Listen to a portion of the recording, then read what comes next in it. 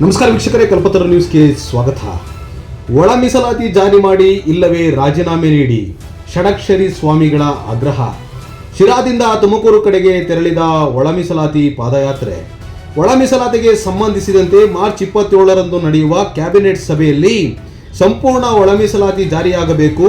ಒಳ ಮೀಸಲಾತಿ ಅನುಸಾರ ಸುಮಾರು 56,432 ಹುದ್ದೆಗಳನ್ನು ಭರ್ತಿ ಮಾಡಬೇಕು ಹಾಗೂ ಬಡ್ತಿ ಮೀಸಲಾತಿ ನೀಡಬೇಕು. ಒಂದು ವೇಳೆ ಮುಖ್ಯಮಂತ್ರಿ ಸಿದ್ದರಾಮಯ್ಯರವರು ಒಳ ಮೀಸಲಾತಿ ಜಾರಿ ಮಾಡದಿದ್ದರೆ ತಮ್ಮ ಸ್ಥಾನಕ್ಕೆ ರಾಜೀನಾಮೆ ಕೊಡಬೇಕು ಎಂದು ಕೋಡಿಹಳ್ಳಿ ಆದಿಜಾಂಬವ ಮಠದ ಶ್ರೀ ಷಡಕ್ಷರಿ ಮುನಿಸ್ವಾಮೀಜಿಯವರ ಒತ್ತಾಯಿಸಿದರು. ಅವರು ಒಳ ಮೀಸಲಾತಿ ನೀಡಲು ವಿಳಂಬ ಮಾಡುತ್ತಿರುವ ಸರ್ಕಾರದ ಧೋರಣೆಯನ್ನು ಖಂಡಿಸಿ ಕೋಡಿಹಳ್ಳಿ ಆದಿಜಾಂಬವ ಮಠದ ಶ್ರೀ ಷಡಕ್ಷರಿ ಮುನಿ ಸ್ವಾಮೀಜಿಯವರ ನೇತೃತ್ವದಲ್ಲಿ ನಡೆಯುತ್ತಿರುವ ಪಾದಯಾತ್ರೆ ಶನಿವಾರ ಶಿರಾನಗರ ಅಂಬೇಡ್ಕರ್ ಸರ್ಕಲ್ನಿಂದ ತುಮಕೂರು ಕಡೆಗೆ ಪ್ರಯಾಣ ಬೆಳೆಸಿತ್ತು. ಈ ಸಂದರ್ಭದಲ್ಲಿ ಮಾತನಾಡಿದ ಅವರು, ನಮ್ಮ ಪಾದಯಾತ್ರೆ ಮಾರ್ಚ್ 27ರಂದು ಬೆಂಗಳೂರಿನ ಫ್ರೀಡಂ ಪಾರ್ಕ್ ತಲುಪಲಿದೆ ಎಂದು ತಿಳಿಸಿದರು. ಈ ಸಂದರ್ಭದಲ್ಲಿ ಶಾಸಕರಾದ ಟಿ.ಬಿ. ಜಯಚಂದ್ರ ಅವರು ಮಾತನಾಡಿ, ಒಳ ಮೀಸಲಾತಿಗಾಗಿ ಸದಾಶಿವ ಆಯೋಗ ರಚಿಸಿದ್ದು ಕಾಂಗ್ರೆಸ್ ಸರ್ಕಾರ ಸಂವಿಧಾನಬದ್ಧ ರೀತಿಯಲ್ಲಿ ಆಯೋಗ ರಚಿಸಿದಾಗ ರಾಜಕೀಯವನ್ನು ಮೀರಿ ವಸ್ತುಸ್ಥಿತಿಯನ್ನು ಸರ್ಕಾರಕ್ಕೆ ಮನವರಿಕೆ ಮಾಡುವುದು ಆಯೋಗ. ಸದಾಶಿವ ಆಯೋಗದ ವರದಿ ಆಧಾರದ ಮೇಲೆ ನಾಗಮೋಹನ್ ದಾಸ್ ಅವರ ಆಯೋಗದ ವರದಿ, ಇವೆರಡು ವರದಿಗಳು ನ್ಯಾಯಕ್ಕೆ ತಕ್ಕದಾಗಿ ಇದೆ ಎಂದು ಅವರು ತಿಳಿಸಿದರು. ಈ ಸಂದರ್ಭದಲ್ಲಿ ಕೊಟ್ಟಾಶಂಕರ್ ರವರು, ಕರ್ನಾಟಕ ಮಾದರ ಮಹಾಸಭಾದ ಶಿರಾ ತಾಲೂಕು ಸಮಿತಿಯ ಅಧ್ಯಕ್ಷರಾದ ಪಿ.ಬಿ. ನರಸಿಂಹಯ್ಯರವರು, ಉಪಾಧ್ಯಕ್ಷರಾದ ಶಿವಣ್ಣರವರು, ಕಾರ್ಯದರ್ಶಿಗಳಾದ ನರಸಿಂಹರಾಜರವರು, ಖಜಾಂಚಿಗಳಾದ ಶಿವಣ್ಣ ಕೆ.ಎಲ್. ರವರು, ಸಂಘಟನಾ ಕಾರ್ಯದರ್ಶಿ ಗುಮ್ಮನಹಳ್ಳಿ ಮಂಜುನಾಥ್, ಮುಖಂಡರಾದ ಜೆ.ಸಿ. ರಂಗದಾಮಯ್ಯ, ಎಸ್.ಆರ್. ರಂಗನಾಥ್ ಕಲ್ಲುಕೋಟೆ, ಲಿಂಗರಾಜು, ನರಸಿಂಹಮೂರ್ತಿ ಕಲ್ಲುಕೋಟೆ, ಶಿವಾನಂದ್, ಶಿವಣ್ಣ, ಶ್ಯಾಮಶೂರು ಮೂರ್ತಿ, ನಾಗರಾಜು, ಮುಖಂಡರಾದ ಕೆ.ಪಿ. ಶ್ರೀನಿವಾಸ್, ಚನ್ನಪ್ಪ, ಮುದಕಲಹಳ್ಳಿ ಮಹಾಲಿಂಗಪ್ಪ, ಜಯರಾಮಕೃಷ್ಣ, ದ್ವಾರನಕುಂಟೆ ಲಕ್ಷ್ಮಣ್, ಹನುಮಂತರಾಯಪ್ಪ ಸೇರಿದಂತೆ ಹಲವರು ಹಾಜರಿದ್ದರು. ವರದಿ ಕಲ್ಪತರು ನ್ಯೂಸ್. ಒಳ ಮೀಸಲಾತಿ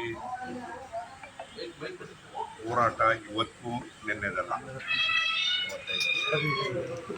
ಎಸ್.ಎಂ. ಕೃಷ್ಣರವರು ಮುಖ್ಯಮಂತ್ರಿ ಆಗಿದ್ದಂಥ ಸಂದರ್ಭದಲ್ಲಿ ನಾನು ಕೂಡ ಬಂದೆ. ಸದಾಶಿವ ಆಯೋಗವನ್ನು ರಚನೆ ಮಾಡಿದ್ದು ನಮ್ಮ ಸರ್ಕಾರ.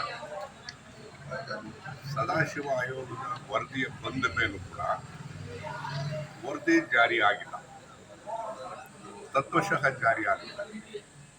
ಅದಾದ ಮೇಲೆ ಆಯೋಗಗಳು ಬೇಕಾದಷ್ಟು ಬಂದು ಸಂವಿಧಾನಬದ್ಧವಾಗಿರ್ತಕ್ಕಂಥ ರೀತಿಯಲ್ಲಿ ಆಯೋಗಗಳನ್ನು ರಚನೆ ಮಾಡ್ತಕ್ಕಂಥದ್ದು ರಾಜಕೀಯವನ್ನು ಮೀರಿ ವಸ್ತುಸ್ಥಿತಿ ಏನಿದೆ ಅಂತಕ್ಕಂಥದ್ದನ್ನು ಸರ್ಕಾರಕ್ಕೆ ಮಂದಟ್ಟು ಮಾಡ್ತಕ್ಕಂಥ ಒಂದು ಸಂಸ್ಥೆಯಾಗಿ ಉಳಿದಿದೆ. ಇವತ್ತು ನಾಗಮೋಹನ್ ದಾಸ್ ಬಹುಶಃ ಅತ್ಯಂತ ಪ್ರಾಮಾಣಿಕ ನ್ಯಾಯಮೂರ್ತಿಗಳಾಗಿದ್ದಂಥವರು. ಅವರು ಅನೇಕ ವರದಿಗಳನ್ನು ಕೊಟ್ಟಿದ್ದಾರೆ. ನಾನು ಮಂತ್ರಿಯಾಗಿದ್ದಂಥ ಸಂದರ್ಭದಲ್ಲೂ ಕೂಡ ಅವರಿಂದ ಅನೇಕ ವರದಿಗಳನ್ನು ಪಡೆದಿದ್ದಾರೆ.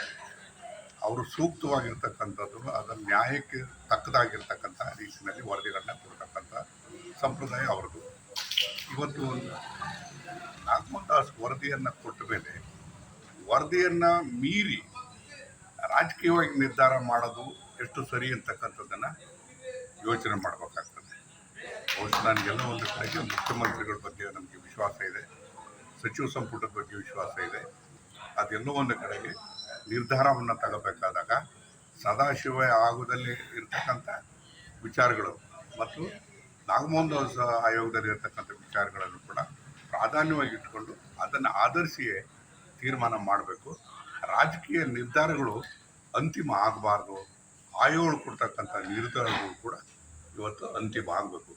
ಏಕೆಂದರೆ ವಾಸ್ತವಿಕವಾದ ನೆಲಗಟ್ಟು ಏನಿದೆ ಅಂತಕ್ಕಂಥದ್ದು ಅದು ಆಯೋಗದಲ್ಲಿ ಇರ್ತದೆ ವಿನಃ ರಾಜಕೀಯ ನಿರ್ಧಾರದಲ್ಲಿ ಇರೋದಕ್ಕೆ ಸಾಧ್ಯ ಇಲ್ಲ. ಎಲ್ಲ ಒಂದು ಕಡೆಗೆ ಸಿದ್ದರಾಮಯ್ಯನವ್ರ ಬಗ್ಗೆ ನನಗೆ ಇವತ್ತು ಕೂಡ ವಿಶ್ವಾಸ ಇದೆ. ಅವರ ನ್ಯಾಯಯುತವಾಗಿರ್ತಕ್ಕಂಥ ತೀರ್ಮಾನವನ್ನು ತೆಗೆದುಕೊಳ್ತಾರೆ ಇರ್ತಕ್ಕಂಥ ವಿಶ್ವಾಸ ನನಗಿದೆ. ಇವತ್ತು ಷಡಕ್ಷರ ಸ್ವಾಮೀಜಿಗಳು ಪಾದಯಾತ್ರೆಯನ್ನು ಮಾಡಿ ಇವತ್ತು ನನ್ನ ಕ್ಷೇತ್ರದಲ್ಲಿ ಬಂದಿರತಕ್ಕಂಥ ಸಂದರ್ಭದಲ್ಲಿ ನ್ಯಾಯಕ್ಕೋಸ್ಕರ ಹೋರಾಟವನ್ನು ಮಾಡ್ತಿದ್ದಾರೆ. ಬಹುಶಃ ಆ ನ್ಯಾಯಕ್ಕೆ ಜಯ ಸಿಗ್ತದೆ ಅಂತಕ್ಕಂಥ ವಿಶ್ವಾಸ ನನಗಿದೆ.